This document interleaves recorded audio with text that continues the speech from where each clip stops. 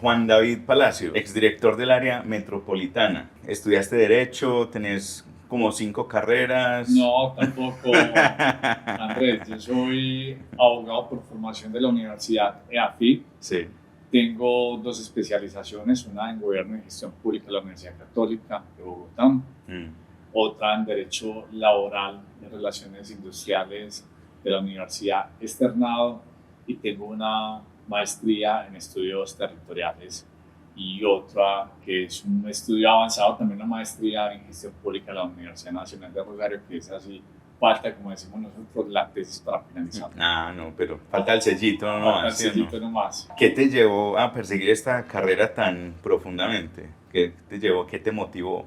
Estudiar Derecho. Sí. Realmente somos una familia de abogados, por así decirlo. Mi papá es abogado, mi hermano mayor es abogado, mi hermano menor es abogado. Wow. Ha sido tal vez como un tema familiar en el caso de mi papá. Tampoco es que él nos haya inducido a que estudiáramos Derecho, más bien él quería que estudiáramos Medicina y ningún hijo le dio gusto, pero en ese sentido todos los hijos como que nos identificamos con la profesión de abogado, y bueno, ahí nos formamos en esa área. Qué curioso, porque sí, cuando los papás quieren que uno estudie algo, uno estudia otra cosa. Y cuando los papás no quieren que uno estudie eso, uno se va por eso más fácil. Él siempre, y nos dice aún que estudiemos medicina, todavía podemos. No es tarde. No es tarde, así es. Qué bacano. Eso de la familia me parece muy, muy interesante, porque hay familias que terminan siendo divergentes, Sí. como carrera por acá, carrera por allá, mientras que si se enfocan en una cosa, terminan siendo una potencia. Somos todos abogados, pero Trabajan por separado. todos trabajamos por separado, y es bien particular porque cuando nos sentamos hablamos de todo menos de derecho. También puede ser útil porque es descansar, es descansar la mente. Sí, puede ser cierto también. Sí, porque uno hablando siempre de lo mismo ya se vuelve saturado. Agotador. Sí. Agotador, sí. Qué bacano. Bueno, para arrancar esta parte inicial hacemos como una ráfaga. Libro que te haya ayudado a evolucionar algún hábito. Un libro de manera puntual. Sí. Te pones a pensar, porque estos últimos días he estado leyendo, pero no, me voy con uno tradicional colombiano, 100 años de soledad de Gabriel García. Y se está ganando finalista. Sí, ¿Ah, sí? Sí. ¿Instagram, TikTok o Facebook? Me gusta más Facebook. Ok. ¿A qué le tienes miedo? No, miedo de manera puntual no. Pueden haber situaciones complejas que agobian, pero miedo se experimentan en situaciones especiales. Qué bacano. ¿Hábito que te guste de ti? Hábito, tal vez hacer ejercicio. Ah, qué bien. ¿Hábito que quisieras mejorar? Hábito que quisiera mejorar, tal vez un poco más la disciplina. Wow. Imagínate, una persona muy disciplinada quiere mejorar la disciplina. ¿Qué no repetirás? No, podría decir que no voy a repetir cosas. Si puedo repetir, lo hago realmente. Ah, excelente. ¿Efectivo o tarjeta? Tarjeta. Más cómodo. Más cómodo. ¿Tu último gasto innecesario? El último gasto innecesario. La verdad no recuerdo. No recuerdo. O sea que... Una empanada.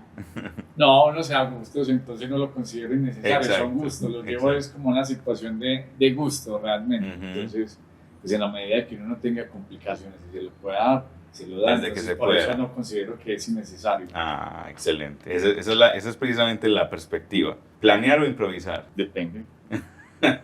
Adaptable, dependiendo de las circunstancias. Así es. Muy bien. ¿Gatos o perros? Me gustan los dos, he tenido de los dos, pero me identifico mucho con los gatos. Ah, qué bien. ¿Calor o frío? Me gusta más el frío. ¿Dulce o salado? Salado. Perfecto. Y ahora pasamos a el trago fuerte. Nosotros acá no tomamos licor, sino que tomamos preguntas. Ah, sí. Sí. Entonces más o menos hicimos como una investigación, tu perfil, tu recorrido, e hicimos unas preguntas que de pronto puedan ayudar a las personas a inspirarse, Okay. a seguir la carrera que sueñan, cómo hacerlo y todo eso. Entonces aquí tenemos 5 preguntitas.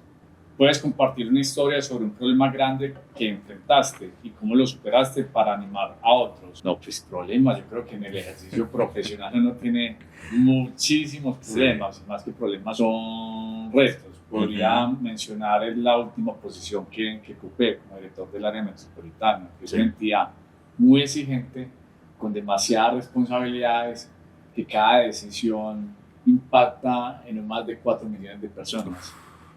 Entonces, hay constantemente, son problemas. Claro. Son problemas de territorio, son problemas del ejercicio profesional, del espacio público, de todas estas situaciones Sí. que están en el ejercicio de lo público y político también, por así advertirlo. Entonces, un tema puntual que me tocó enfrentar, los episodios de calidad del aire. Que en ciertas épocas del año en el Valle de Aburrá tenemos unas condiciones adversas Sí. donde la calidad del aire se degrada y uno tiene que tomar unas decisiones. Esas decisiones son restrictivas. Sí. ¿Qué tipo de decisiones restrictivas? Por ejemplo, impedir que los vehículos puedan salir. Y esa decisión que uno tal vez menciona acá, tan sencillo, es una decisión muy compleja de tomar, porque no solo estás afectando a ciudadanos, sino que también estás afectando a industrias. Claro. Le estás diciendo a las empresas, no puedes sacar tu automotor para distribuir tu mercancía. Sí. Entonces era un tema muy complejo, generaba dolores de cabeza, Claro. problemas, pero precisamente en la medida que uno va avanzando, adquiriendo experiencia, pues empieza a tomar decisiones más acertadas y en ello logramos tomar decisiones más acertadas en entender qué sucede en el territorio y cómo se podía solucionar de una mejor manera. Es una problemática que existe, pero que obviamente sortear esa situación es muy compleja. Demasiado. Y me tocó hacerlo durante 8 veces, que era 2 por año. Wow, impresionante.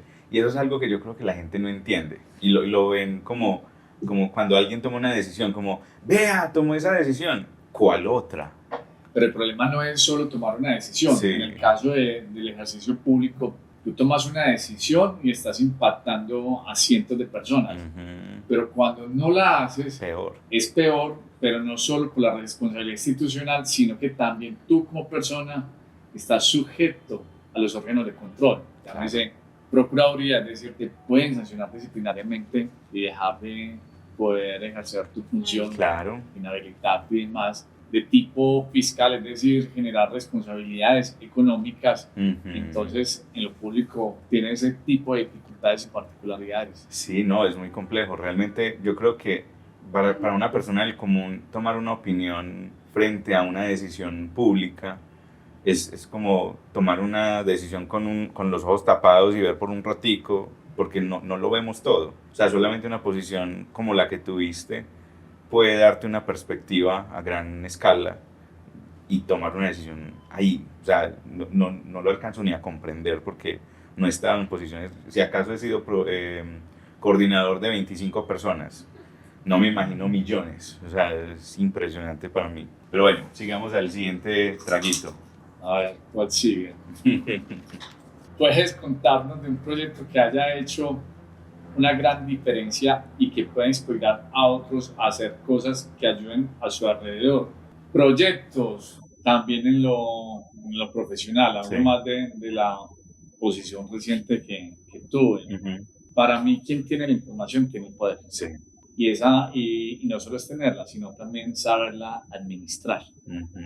Un proyecto en ese sentido, una entidad que es tan grande y tan robusta y donde se tiene tantas responsabilidades, lo que buscaba era tener fuentes de información constantes, oportunas y actualizadas. Porque si requería información, entonces llame a X, llame a Y, llame a Z, y se debe hacer y es posible, pero empiezas a tener mucha información fragmentada. Claro. Entonces lo que hice, un proyecto que yo soy abogado por formación, ingeniero por frustración, digo, me gusta la tecnología, Sí. De crear como un centro de monitoreo de toda esa información. Wow. Y era combinar todas las bases de datos, tener tableros de control que me permitía tener información a la mano sin tener que estar llamando a todo el mundo. O sea, cada persona era responsable de mantener la información actualizada y fue un proyecto que a mí me permitía administrar de una mejor manera, pero además para el territorio y para la entidad terminaba siendo más sano porque permitía tener trazabilidad, información oportuna, veraz y demás. Entonces ese es un proyecto que me gustó y que obviamente pienso no solo desde el ejercicio público, en lo privado funciona. Quien tiene información tiene poder. Sí, eso lo hemos visto muy cruzado en diferentes aspectos, desde el mercadeo, desde el manejo de una empresa internamente, las ventas, en lo que tengas más información más rápido, vas a poder decidir con mejor información. Total, y es que es muy, o sea, es muy difícil uno buscar un ejercicio comercial o tomar una decisión también en otro aspecto si no tienes datos. Exacto. Si no tienes información El instinto, la intuición, que llaman, no, claro. Tu intuición, eso es una decisión no informada. La intuición funciona, sí. Incluso quien logra desarrollar empresa no solo lo hace porque tiene la habilidad o la capacidad producto de estudios, porque también tiene intuición y tiene esa habilidad. Lo que pasa es que los negocios persisten y una adecuada administración se logra no solo por la intuición, sino que cuando ya se consolidan las organizaciones y las empresas, pues es necesario tener métodos de administración eficientes. Información en vivo, activa. Perfecto. Siguiente trago. ¿Cómo pueden los que empiezan un negocio ayudar a su comunidad colaborando con organizaciones como la tuya? Eso estuvo como mal formulado, pero sí, o sea, básicamente es cómo puede cada empresa o cada persona aportar al crecimiento de nuestra comunidad. O sea, porque es que las personas como que se desconectan. No, tiene que ser el gobierno el que haga todo. Lo que pasa es que siempre tiramos en la pelota. Sí. Dependiendo de la posición que nosotros estemos, tiramos la pelota. Y yo he participado en lo público, pero realmente he tenido una participación más activa en el sector privado. Okay. Y soy abogado en mi especialidad es el derecho laboral. Entonces, cuando estaba en lo público, yo siempre hacía la siguiente reflexión, o le decía a los empresarios, porque tenía constantes reuniones con empresarios, miembros del gobierno nacional, embajadores y demás, y yo les decía, es que generar empleo en Colombia es muy difícil. Sí. Una persona de mínimo, no son el 1.160.000 que creo que está ahora, sino que termina siendo un poco más de 1.160.000. Con las prestaciones. Termina siendo 1.700.000, si no estoy mal, algo así. Sí. Pero además cuando eres empresario tienes que pagar renta, anticipo de renta. El IVA no es tuyo, pero incrementa el costo del producto. Tienes que pagar industria y comercio. Entonces generar empleo en Colombia es muy complejo. Sí. Pero también tirarle toda la responsabilidad al Estado no es bien. Sí. Y doy un ejemplo desde la posición de la autoridad ambiental. La gente en redes sociales constantemente nos mandaba videos y fotos, están talando tal árbol o están tiñendo el río Aburrá de tal color. Autoridad ambiental, ¿usted qué está haciendo? ¿Por qué está permitiendo eso? Sí, efectivamente, la autoridad ambiental tiene que aparecer para sancionar. Claro. La pregunta ¿es culpa de la autoridad ambiental o es culpa de la ciudadanía y de los empresarios que son los que están talando y haciendo vertimientos para cambiarle el color arriba? Y era la reflexión, no se trata de tirar la pelota, se trata de construir conjuntamente lo que le corresponde a cada uno. Al Estado hay que exigirle, hay que exigirle y hay que pedir que se cumplan las obligaciones que tienen frente a la administración del Estado. Pero como ciudadanos o como empresarios también se tienen que ser corresponsables con esas necesidades de ser buenos ciudadanos y de ser buenos empresarios. Exacto, yo creo que ahí entra pues desde lo más mínimo hasta lo más macro, lo micro a lo macro. El mero hecho de tirar una basurita al piso afecta, o sea, eso es tu mentalidad. Si tú eres capaz de tirar una basurita al piso, eres capaz de vertir un químico nocivo a un río, creo yo. Total, yo por ejemplo hablaba con los gremios y los llevo nuevamente al tema de calidad del aire. Sí. Si yo, de acuerdo a las personas con las que tú te sientes, te llevan los temas a esos extremos. Entonces, si tú hablas con un abogado penalista, todo te lo vuelve penal. Si hablas con un abogado laboralista, todo te lo vuelve laboral. Y así sucede también con los empresarios, con los ciudadanos. Cada quien defiende sus intereses y lleva al extremo de los intereses. Sí. Entonces, cuando teníamos que tomar decisiones, por ejemplo, en la calidad del aire, los empresarios decían, no nos frenen a nosotros, no dañen el comercio y no dañen el empleo. Sí. Claro, tiene sentido. Es que si usted no vende, pues tiene una reacción en cadena. Tiene una reacción en cadena. Yo me sentaba con los ambientalistas y nos decían, nos estamos asfixiando, nos estamos ahogando, nos están matando con toda esta contaminación. con todo este PM2.5 que degrada el aire, y eso es producto de la combustión de tantos automotores y tantas industrias generando emisiones. Pare los carros y restrinja las industrias. Entonces, el empresario que me decía por este lado esto, el ambientalista que le dice a uno por este lado ello, ¿qué hacer? Yo decía, si nos vamos al extremo, las discusiones ya no son de calidad del aire, sino de pérdida de empleo y de inseguridad. Pero si tampoco escuchamos, efectivamente hay unas situaciones de salud que afectan la salud de las personas. Y yo le decía a los empresarios, es decir, cuando no tomo decisiones, hay que tomar las decisiones en sus justas proporciones.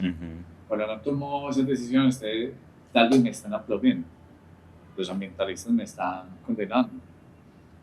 Pero cuando una persona se empieza a enfermar, producto de la contaminación, enfermedades respiratorias, una incapacidad que puede ser de 3 días, una simple gripa, 3 días te mandan para la casa.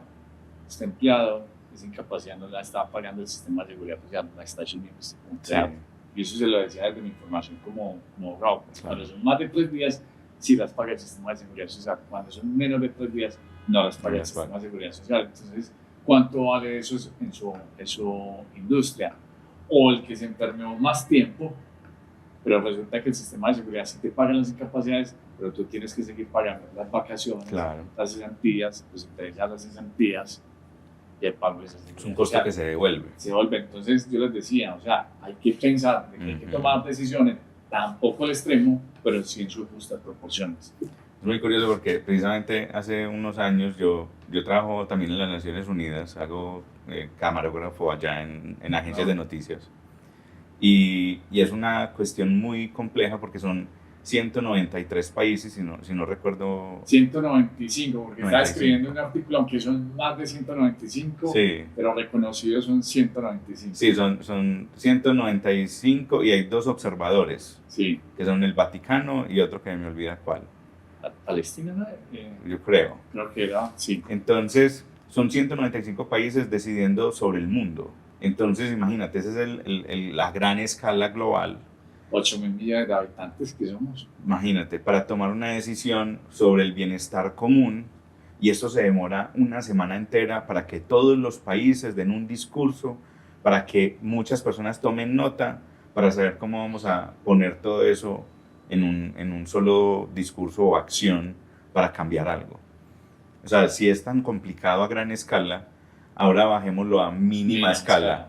Pedir una pizza. O sea, si somos 3 personas y cada uno quiere una pizza de diferente sabor, ponen al que está pidiendo la pizza en el teléfono, bueno, ¿por cuál me voy? Mitad cuál. No hay pizza partida en 3. Y luego lo culpan.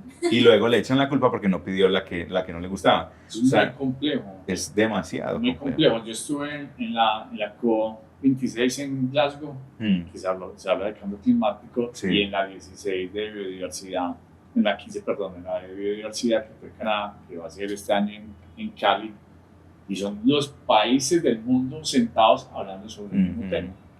Obviamente el centro de la atención siempre va a estar para Estados Unidos, China, los grandes. Rusia, los países más, India, los países más grandes, pero realmente colocar a todo el mundo de acuerdo es muy difícil porque es demasiado complejo. Intereses, y eso es legítimo. Es legítimo, y eso sucede no solo en lo público, en lo privado sí que sucede. Cada quien se mueve bajo sus intereses y buscar un equilibrio es complejo porque incluso buscando el equilibrio no todo el mundo queda conforme. Eso es demasiado complejo, pero es muy bueno hablar de eso, es como que le abre y le refresca a uno la mente de alguna manera. ¿Qué le dirías a alguien que quiera empezar su propio proyecto en este campo para ayudar a su comunidad? Yo lo que creo es que iniciar un proyecto es complejo. Es complejo y hay que saber caer, volver a caer, seguir cayendo hasta que uno pueda ir saliendo. Generar empresa en Colombia es complejo. Por la carga tributaria que existen, por lo complejo, lo paquidérmico que puede ser también el Estado para otorgar permisos, por la tramitología, por tantas situaciones, por la viveza también de nuestra sociedad. Es complejo. Generar empresa es muy complejo. pero no es un impedimento para lograr. ¿Es eso o seguir? O someterse Sí. toda la vida a tener empleador. Exacto. Es así de sencillo. Uno tiene dos posibilidades. O intentarlo para tener independencia o ser trabajador de por vida. Es una Sí. decisión. Por ahí leí una frase que decía, si tú no asumes el riesgo, vas a terminar trabajando para alguien que sí lo hizo, ¿cierto? Pero yo creo que eso no solamente aplica a la independencia, yo creo que eso también aplica a si tú tienes como una visión, un propósito, yo quiero ser, no sé, presidente. Mi mamá incluso me decía cuando yo era niño, yo le decía, mamá, yo quiero ser policía, y me decía, no, apúntele a ser presidente para que al menos llegue a ser policía. Hay que ser ambicioso en el Sí, sí, pensamiento, exacto. no Hay que conformista. apuntar más allá. Entonces, si uno tiene una visión, si uno tiene una preocupación, si es el ambiente, si es la política, si es la seguridad, apúntele. No se quede esperando a ver qué hacen los otros. Eso es cierto, aunque uno en algún momento llega a ser también, tal vez uno se hace un imaginario, quiero llegar Sí. como hasta acá, Ujú. pero lo hace uno tal vez, en algunas cosas uno termina siendo cómodo y cuando uno ya está en ese espacio uno ve que puede hacer muchísimo Sí. más. Yo lo cuento como anécdota, a mí me invitaron a escribir en una revista importante acá en el país. Ujú. Sí, bueno, yo quería escribir en un medio de comunicación, qué bien, me dieron esa oportunidad. Pues, haré pues mis artículos y ya, era semanal, era para semana de hecho. Sí. Pues escribí 2 años, Wow. solo pensaba escribir 10 artículos, porque en ese momento pensaba que era lo que quería, Ujú. ya llegaba hasta ahí, pero uno cuando Como un emprende, tobogán. inicia, uno se va y uno no sabe hasta dónde va a llegar. Muy bacano. Sí, es empezar, yo creo. empezar. Es ponerse una meta, así sea como percibible, asimilable, empezar y ver hasta dónde lo puede llevar uno. ¿Por qué crees que es importante seguir aprendiendo para las personas que quieren mejorar en su trabajo o en sus propios negocios? Es que hay que aprender. Ujú. Si uno no aprende, pues está condenado a fracasar. Y obviamente aprender siempre es necesario Sí. para mejorar el trabajo, los negocios o para incluso ser proactivo, innovador. Ujú. O sea, constantemente tenemos que estar en aprendizaje. Constantemente. Y de hecho, pues no limitarnos solamente a la educación formal, sino también, pues para mí, por ejemplo, estas conversaciones con personas de diferentes áreas me parece muy nutritivo. Me parece como que, como el ejemplo del 6 y el 9, que tú ves un 9 y yo veo un 6, Sí. pero ambas posiciones son completamente válidas. Y estas conversaciones nos ayudan a ponernos en otras posiciones y ver que lo que creemos que es cierto no es tan cierto. Así es, y el tema de la educación. Pero cuando se habla de educación no tiene que ser siempre formal. De hecho, Ujú. en el mundo, o por lo menos en Colombia, está sucediendo. Las instituciones académicas hoy tienen crisis, están Sí. en crisis, porque los estudiantes ya no quieren estar un poco años en las aulas, Ujú. sino tener más competencia laboral. No se trata solo de ser un youtuber, un Ujú. tiktoker, bueno, no se trata solo de Sí. eso, sino que las personas hoy quieren tener más habilidades que propiamente estar profesionalizado. Sí. Hoy la educación también se ha replanteado y obviamente viajar, conversar, leer, tener espacios siempre va a aportar a la formación de uno. Qué bacano.